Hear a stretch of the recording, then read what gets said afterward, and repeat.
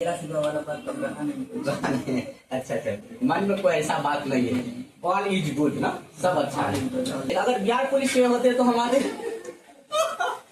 आते, ताकि हम इस समय नहीं थे, फोन पर बधाई दिए थे आपको, हाँ बात करके। का नौकरी पसंद का बीवी नहीं मिलने से बड़ा घसीसत होता है। नमस्कार दोस्तों, उम्मीद करते होंगे अच्छे होंगे।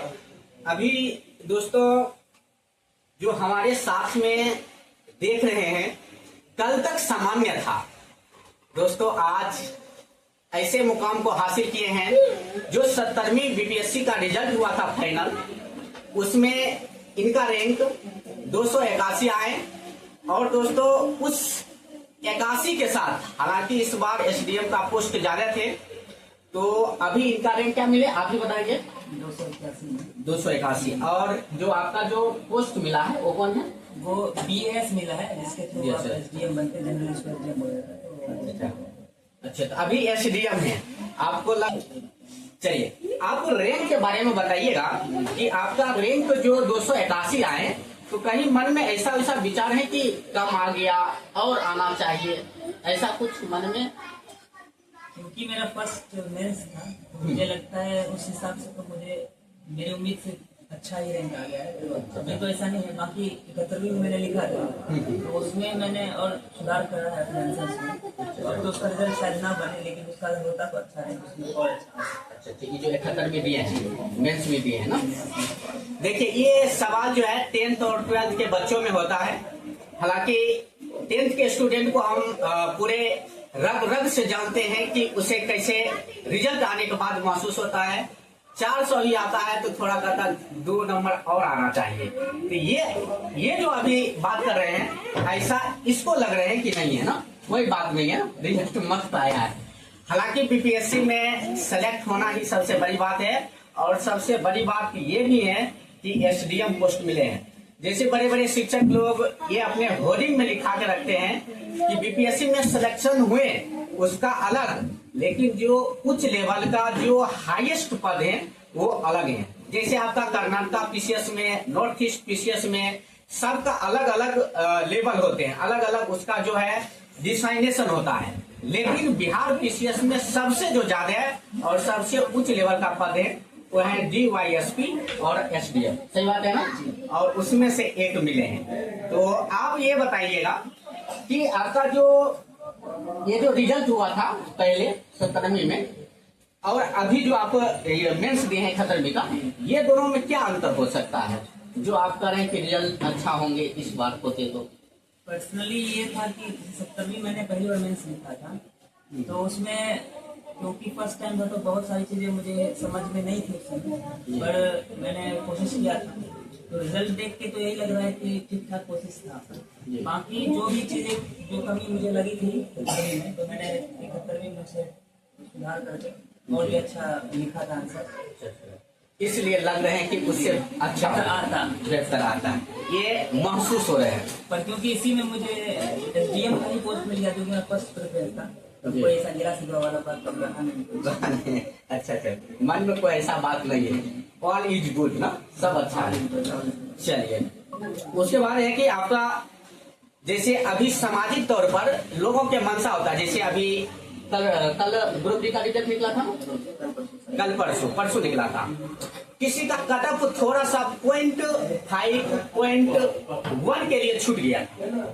और कुछ दिन पहले बिहार पुलिस ने फाइनल लिस्ट जारी किया था।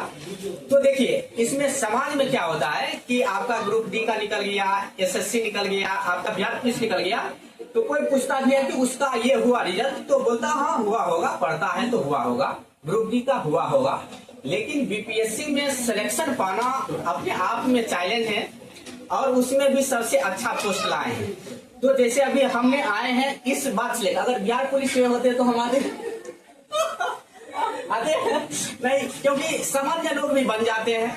मेहनत की जरूरत था, इसलिए आज मिलने के और बात करने के लिए आए हैं। बात सही है ना। तो आप मेरे 10th वाले विद्यार्थी के लिए जो अभी से ही लगे रहे, अभी से ही प्रिपरेशन में काफी वो अपना बेस्ट और बेहतर करे, हमारे 10th वाले स्टूडेंट के लिए क्या करेंगे? 10th और 12th जो भी बच्चे हैं अभी, इससे यही कहूँगा कि अभी वो 10th में तो उस पर फोकस करे, 12th में तो उस पर फोकस करे, अच्छे से पढ़ाई करे और पढ़ाई करने और मेहनत करने की जो लगन होती है वो अपने अंदर लाए। जब ये आदत आपके अंदर आ जाएगी तो आगे आप कहीं भी किसी भी प्रतियोगी परीक्षा में बैठेंगे, चाहे कोई भी काम आप करेंगे तो उसमें आप जरूर सफलता हासिल करेंगे, क्योंकि मेहनत और लगन आपके अंदर आ चुकी है। चलिए बिल्कुल, आप लास्ट क्वेश्चन बताएंगे क्योंकि वीडियो लॉन्ग होंगे, तो शॉर्टली में आप बताएंगे कि एक सफल अभ्यर्थी और एक असफल में क्या अंतर है, जो इस टाइम आप अपना अनुभव को बताएंगे। मुझे लगता है सिर्फ सफलता का ही अंतर है, क्योंकि अगर विद्यार्थी मतलब अंदर से लगनशील है, मेहनती है, तो असफल विद्यार्थी भी कोशिश करता ही है, मेहनत करता ही है, और सफल विद्यार्थी भी करता है, बस दोनों को अलग बनाती है जो उनका सिलेक्शन हो जाता है फील्ड पे, बस वही है। बाकी अगर विद्यार्थी मेहनत कर रहा है तो मेरे नजर में सफल और असफल दोनों एक साथ हैं। चलिए, कहने का मतलब है कि बस सफलता और असफलता में बस अंतर है सफलता का ही। हालांकि असफलता और सफलता, असफलता अ से स्टार्ट होता है, सफलता 100 से, है ना। बस मेहनत है। हालांकि जो भी बीपीएससी जो एस्पिरेंट है जिसका नहीं हुए हैं, अभी फिर 26 जुलाई का एग्जाम है, वो थोड़ा थोड़ा के लिए रह गए हैं, तो इस वक्त उसे डिमोटिवेट होने की जरूरत नहीं है, उसे हताश होने की जरूरत नहीं है। अभी वो इस बार एग्जाम अच्छे से देंगे, उनका भी हो जाएगा। मैंने खुद 69वीं जब दिया था तो मेरा 0.3 से पीटी नहीं हुआ था, 0.3 से अच्छा। तो अगर मैं हार मानता तो फिर 70वीं नहीं हो पाता, लेकिन मैंने हार नहीं मानी बल्कि अपने आप में सुधार किया और अच्छे से प्रिपेयर किया अगले के लिए। तो अभी जो भी 72वीं दे रहे हैं उनसे भी यही सजेशन है कि अभी जो भी हुआ उसको छोड़ के आप आगे फोकस करो। एक महीने का 20 दिन का टाइम है, अच्छे से यूटिलाइज करो और अच्छे से एग्जाम लिखो, वो पूरी हो जाएगा। बिल्कुल बिल्कुल। देखिए, कहने का मतलब है, आपका नाम क्या है? कुमार विश्वजीत। कुमार विश्वजीत, ऐसे आपका टार्जन के नाम से जानते थे, हम भी पहले थे टार्जन ही नाम से आपसे जानते थे। तो चलिए देखिए, टार्जन जी का कहना है, तो दिक्कत नहीं है, टार्जन निक नेम है, अच्छे नाम है। आपका गर्लफ्रेंड भी इसी नाम से जानते होंगे। सही बात है। चलिए, जो नाम से जाने ये बेटर है। देखिए, कहने का मतलब है कि 69वीं में प्रयास किए थे तो 69वीं में नहीं हुए थे, 70वीं में दिए थे, 70वीं का ही रिजल्ट था। 70वीं होने के बाद देखिए, बीपीएससी का एक साइकिल है, वो पीडी लेते हैं तो फिर अगला का मेंस, इस प्रकार से उसका रोटेशन चलते रहता है, इंटरव्यू, पीडी, मेंस ऐसे चलते रहते हैं। तो 69वीं दिए थे, नहीं हुए थे उसमें ना, थोड़ा सा 0.3 से। और ये बड़ी दुखदायक होंगे कि 0.3 से लगभग 5-6 नंबर से छूट जाने से एक दिल में लगता है कि चलो हो गया, छूट गया, लेकिन थोड़ा नंबर से छूटने से तो कसक आए होंगे मन में। कुछ दिनों तक तो था, फिर मैंने सोचा कि इसके ऊपर सोचने से ज्यादा बेहतर आगे फोकस किया जाए। मतलब 69वीं दिए थे, नहीं हुए थे, 70वीं दिए, उसमें भी हो गए और 71वीं में भी हो गए। मतलब असफलता से सफलता इसमें कहते हैं कि अगर आप असफलता से घबरा गए, अगर 69वीं में आप थोड़ा सा डिमोटिवेट हो जाते तो अभी नहीं होते ना। तो असफलता के लिए एक शब्द है कि असफलता एक चुनौती है, स्वीकार करो, क्या कमी रह गई देखो और सुधार करो, जब तक नींद चैन न त्यागो तुम, बिना संघर्ष का मैदान छोड़कर मत भागो तुम, कुछ किए बिना ही जय जयकार नहीं होती, कोशिश करने वालों की कभी हार नहीं होती। अभी इस वक्त 69वीं बीपीएससी का डिसीजन ही आगे लेकर आए इस वक्त, क्योंकि 69वीं में डिमोटिवेट होते तो अभी नहीं होते। लास्ट क्वेश्चन आप बताएंगे कि हमारे जितने भी समाज में युवा पीढ़ी के लोग हैं, वो 10th और 12th को पढ़ाने में ही और बोल रहते, लगते हैं कि हम बहुत अच्छा पढ़ा रहे हैं, युवा हमें देखकर एकदम फैन है। वैसे शिक्षक यूपीएससी, पीसीएस कोई भी निकाल सकते हैं, लेकिन वैसे युवा पीढ़ी के शिक्षक के लिए आप क्या कहना चाहेंगे? जैसे हम भी हैं, उसमें हम पढ़ाते हैं तो लगते हैं कि हम जैसे कोई पढ़ाता ही नहीं है, आप क्या बोलेंगे? कोई भी टीचर है तो ये कॉन्फिडेंस होना तो जरूरी ही है जी। मैं पढ़ा रहा हूँ तो अच्छा पढ़ा रहा हूँ, तभी वो बच्चों के अंदर कॉन्फिडेंस लाएंगे जी। बाकी यही है कि अगर शुरू से बुनियादी शिक्षा उनका सही रहे, उन्हें सही मार्गदर्शन मिले और सही से उन्हें हर चीज में सही गलत का ज्ञान दिया जाए, तो आगे के लिए, उनकी आगे की जिंदगी के लिए भी सही रहेगा, बाकी करियर के लिए भी सही रहेगा।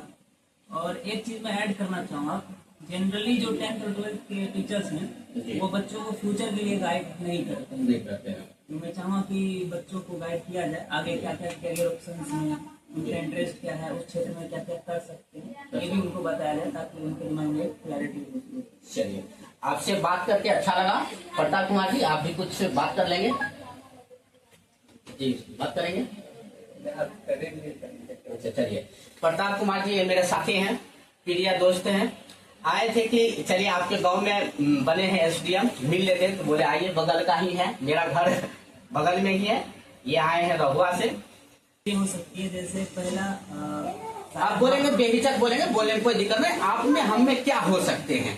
आप सफल हैं, हम इस समय आप पोस्ट ऑफिस में हैं, तो वो सफलता नहीं, क्योंकि पसंद का नौकरी, पसंद का बीवी नहीं मिलने से बड़ा घसीसत होता है, इसलिए पसंद का जॉब मिलना बहुत अच्छा बात है। तो बताइए, आप क्या बोलना चाहेंगे?